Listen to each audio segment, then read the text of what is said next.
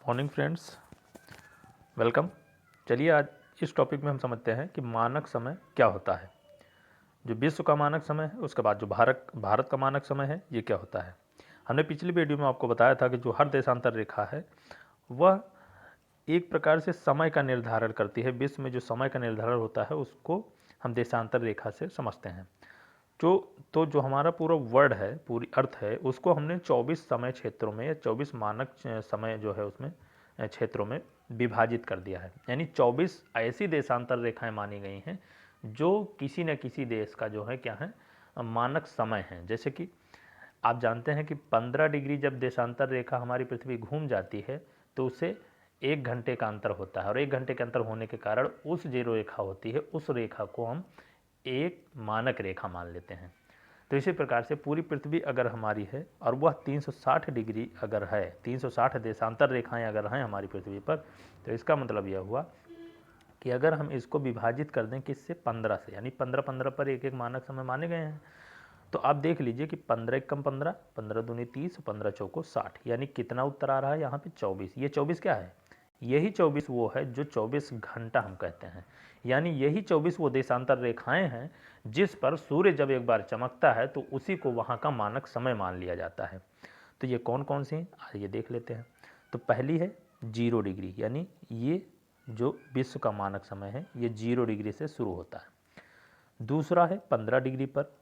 तीसरा है 15 का, अब यहाँ पे 15 का गुणा करते चले जाइए। 15 के बाद फिर 30 वाली जो देशांतर रेखा है, 45 वाली, 60 वाली, 75 वाली, 90 वाली, यहाँ पर 105 वाली, 120 वाली, 135 वाली, 150 वाली, 165 और 100, उसके बाद क्या कहते हैं 50 के बाद 165 और उसके बाद 180, यानी ये वाली रेखा आप देख रहे होंगे 180 पे ये वाली है। तो 15-15 पे आप मानते चले जाते हैं। तो इस तरफ कितनी हुई, इस तरफ हुई 12 ये देशांतर रेखाएं हो गई जो पूर्वी गोलार्ध में, और इस अगर पश्चिमी गोलार्ध में बात करें तो 12 इस तरफ भी हो गई। यानी जब इस रेखा से पश्चिम यानी इधर की ओर बढ़ेंगे, ये इसी का भाग यहाँ पर आपको दिखा रहे हैं हम।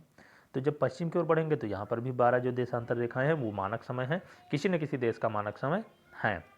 तो अब हम देखते हैं प्रत्येक देश क्या करता है, अपने मानक समय के निर्धारण के लिए उस देशांतर का चुनाव करता है।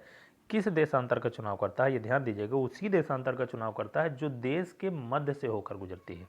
यानी अगर हम यहाँ पे संयुक्त राज्य अमेरिका की बात करें, आप देख रहे हैं ये अमेरिका है, तो अमेरिका क्या करता है, जो इसके देश से रेखा गुजर रही है वो उसको अपना मानक समय मानेगा।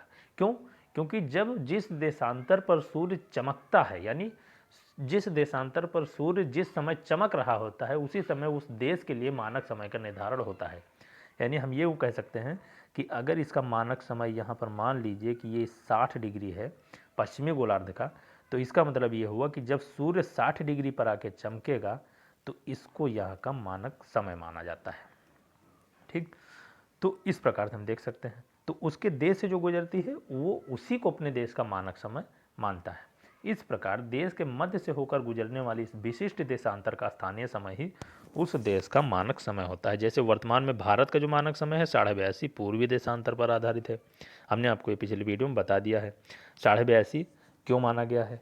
तो 82.5 क्यों माना गया ये हम इसमें भी बताएंगे, आप आगे अगर सुनेंगे तो रिवाइज हो जाएगा। इसे भारतीय मानक समय IST कहते हैं, या क्या कहते हैं, इंडियन स्टैंडर्ड टाइम कहते हैं, जो कि प्रधान मध्य जो देशांतर रेखा है ग्रीनविच मीन टाइम से 5.5 घंटे आगे है। 5.5 घंटे क्यों आगे है ये हमने पिछले वीडियो में बता दिया है। अब देखते हैं कि जो भारत का मानक समय है 5.5 घंटे आगे है, तो भारत का मानक समय 82.5 ही क्यों लिया गया है, इस चीज़ को हम आपको बताते हैं।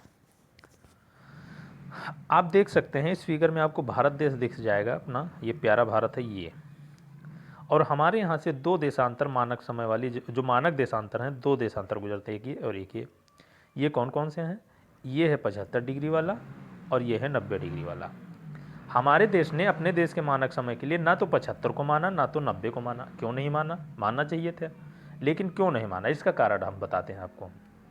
तो इसका कारण ये था कि हमारे भारत का जो विस्तार है वह 75 और 90 दोनों से भी ज़्यादा है। यानी कि हमारा जो भारत देश है यह लगभग, यहाँ देखिए 66 डिग्री से लेकर के करीब करीब यहाँ पे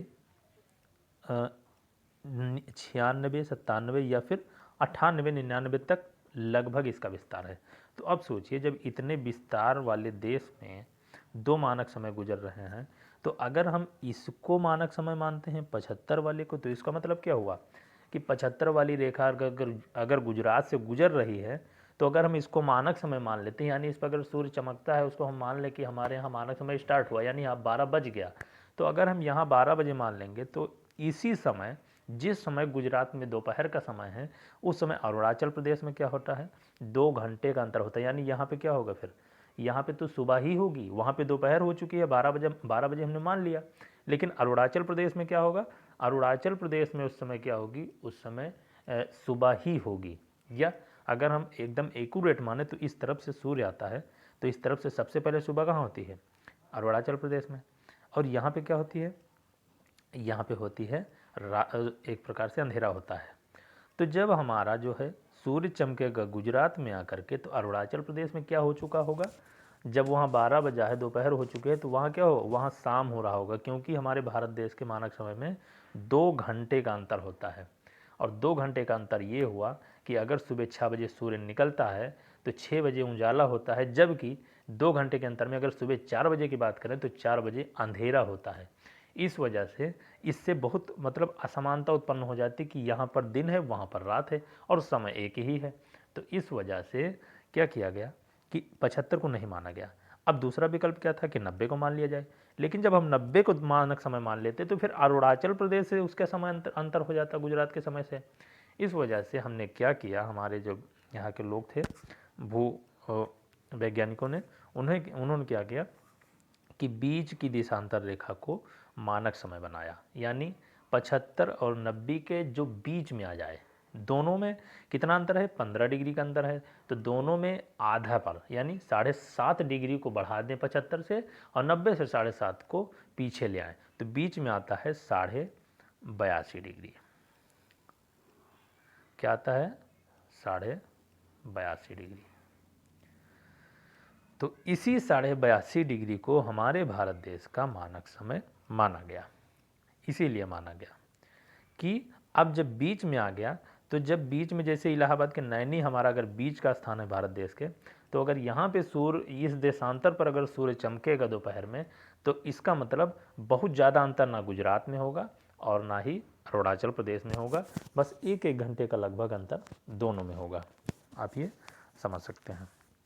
तो मध्य का जो मानक समय उसको मान लिया गया, और इसी को एक मानक समय। अब ये भी होता है कहीं कहीं क्या होता है, किसी किसी देश में बहुत ज़्यादा बड़ा विस्तार है, जैसे जो रसिया की बात करें तो उसका बहुत विस्तार है, तो उसमें क्या हुआ, एक मानक समय की जगह वहाँ पर 11 मानक समय माने गए हैं। यानी बहुत बड़ा जब विस्तार है, उसके जो भूक्षेत्र है, उसकी भौगोलिक जो है भूमि है, बहुत ज़्यादा विस्तृत है, तो इस वजह से वहाँ पर एक की बजाय 11 मानक समय माने गए। इसी प्रकार अमेरिका में 7 मानक समय माने गए हैं। तो जो जितने बड़े देश हैं उनमें जितने मानक समय हैं वो अपनी जो है सुविधा अनुसार उतने मानक समय मान सकते हैं। लेकिन हालांकि भारत ने एक ही मानक समय माना है, वो 82.5 को माना है। तो क्यों माना है ये हमने आपको समझा दिया।